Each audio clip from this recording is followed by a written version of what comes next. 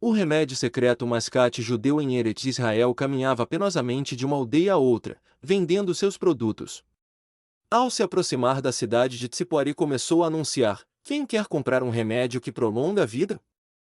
Quem quer um remédio que dá vida longa?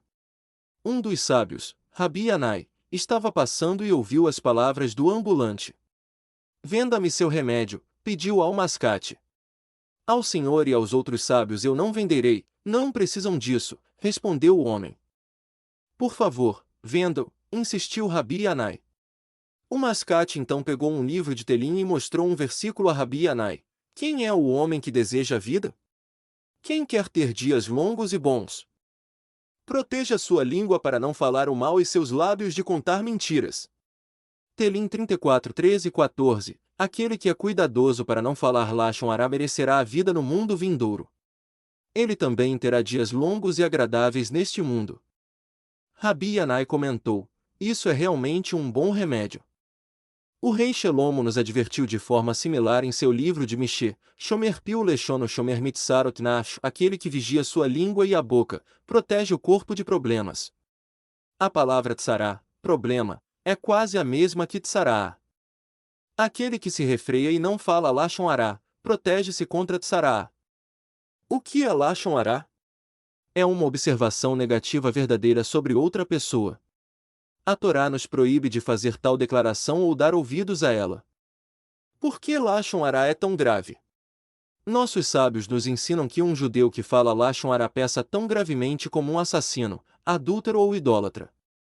Na época do Bet Amikdash, um judeu que falasse Lashon Hará era punido com Sará. É fácil entendermos por que um judeu que cometeu assassinato ou roubo foi afligido com Sará. São crimes graves. Mas por que um judeu que profere umas poucas palavras proibidas também recebe tsará? Eis algumas das razões pelas quais Lashon Hará é considerado uma falta tão grave. 1. É muito difícil, e às vezes quase impossível, fazer techuvá por ter falado Lashon Hará. Para fazer techuvá, a pessoa deve se arrepender por ter falado Lashon Hará e decidir nunca mais repetir esta falha. Mas não é suficiente. Ele deve também dirigir-se à pessoa sobre a qual falou e desculpar-se. É muito difícil procurar um parente ou amigo e dizer: falei Lashon Hará sobre você, por favor, perdoe-me. Isso é tão constrangedor que a maioria das pessoas não o fará. Mesmo que uma pessoa deseje pedir o perdão a outra, pode ser que tenha falado Lashon Hará sobre um grupo de pessoas e não pode desculpar-se com todas elas. Ou pode ter falado Lashon Hará sobre alguém que mudou de país ou faleceu. A techuvá completa por Lashon Hará é muito difícil. Por isso, devemos ser cuidadosos para evitar este pecado. 2. Lashon Hará frequentemente é cometido mais de uma vez quando se trata de roubo ou assassinato. Um judeu entende que deve fazer techuvá e nunca mais cometer aquilo. Mas quando se trata de Lashon Hará, a pessoa pode pensar erroneamente: que diferença fazem umas poucas palavras? 3. Achem que quer que todos os judeus vivam em paz uns com os outros. O Lashon Hará causa ressentimento e brigas entre o ouvinte e aquele de quem se falou. Muitas vezes um judeu se recusa a ser amigo de outro, apenas porque certa vez ouviu algo de negativo sobre ele. O Metsorá, doente com Sará, era obrigado a sair do acampamento e ficar isolado, pois foi ele quem causou o rompimento de amizades. Mesmo fora do acampamento, ninguém tinha permissão de aproximar-se dele. Ficava separado da família, amigos e vizinhos. Devemos usar nossa língua para a finalidade correta de todas as criaturas que Hashem criou. Apenas seres humanos podem falar. Embora animais se comuniquem de algumas formas, não usam palavras. O dom da palavra é um presente de Hashem à humanidade. Por isso, Hashem nos ordenou manter nossa língua pura e usá-la para palavras de Torá e Chesed, bondade. Pela maneira de nos expressarmos, pode-se perceber que tipo de pessoa somos. O Talmud relata a seguinte história: dois estudantes sentavam-se perante Léo e discutiam uma Misná, passagem talmúdica. Um deles perguntou: por que uvas devem ser colhidas em recipientes puros, ao passo que azeitonas podem ser cortadas em vasilhas impuras? Ele então explicou a resposta da Misná. O outro aluno usou palavras diferentes para fazer a mesma pergunta: por que uvas devem ser colhidas em recipientes puros, e azeitonas não precisam disso? Ele foi cuidadoso em evitar a palavra impuro. Quando Hillel ouviu as palavras do segundo estudante, disse: Tenho certeza de que este aluno, que foi tão cuidadoso em usar apenas palavras boas, se tornará um mestre de Torá para o povo judeu. E assim aconteceu, ele tornou-se um grande professor de Alachá, lei judaica. Há outra história a respeito de 3 Koanim que comentavam entre si o tamanho da porção de Lechem Apanim, o pão sagrado da proposição, que ficava exposto sobre o Shulchan, que haviam recebido. Disse o primeiro: recebi uma porção pequena como uma ervilha. O segundo declarou: recebi um quesait, um pedaço do tamanho de uma azeitona. O terceiro falou: recebi um pedaço do tamanho da cauda do lagarto. Este último exemplo não era uma comparação correta. Não era apropriado comparar uma porção do sagrado Lechem Apanim à cauda de um lagarto, um animal impuro. Quando os sábios ouviram essa declaração, verificaram a árvore genealógica do Corém. Descobriram que havia nascido de um casamento proibido para os Koanim. Não lhe foi mais permitido servir no Bet Amikdash.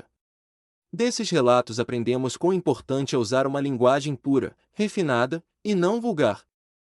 Como combater o impulso de falar Lashon Hará? Uma pessoa se confronta diariamente com ocasiões para falar Lashon Hará. Dentre todos os membros e órgãos, a língua é o que se move com menos dificuldade e mais rapidez. Consequentemente, Lashon Hará é um dos pecados cometidos com mais frequência. A língua foi criada com a habilidade de mover-se mais rápido que os outros órgãos como uma concessão especial de Hashem, que, em sua bondade, capacitou as pessoas a falarem centenas de palavras por minuto, a fim de assegurar que possam receber a maior recompensa possível. Além disso, os efeitos da palavra falada não são tangíveis como são os efeitos de uma transgressão cometida através de uma ação, portanto, tendemos a tratar essa ofensa mais levianamente que outras proibições da Torá.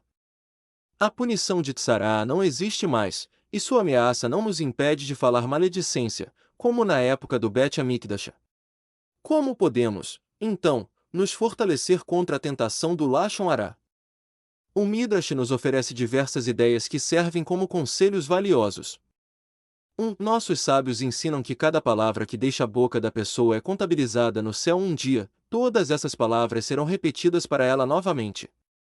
A pessoa deve se conscientizar que a palavra, uma vez proferida, não evapora no ar sem deixar traços, e que não precisa ser levada a sério.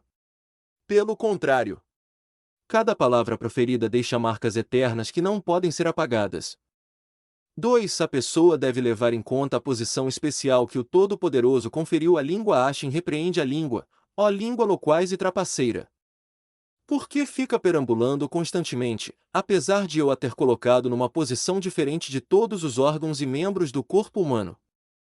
Eu coloquei os outros membros numa posição vertical ou diagonal, ao passo que você fica horizontalmente na boca, em posição de repouso, para indicar que a posição natural é a de repouso, não deve ficar em movimento constante. E além disso, disse o Todo-Poderoso à língua, eu a aprisionei.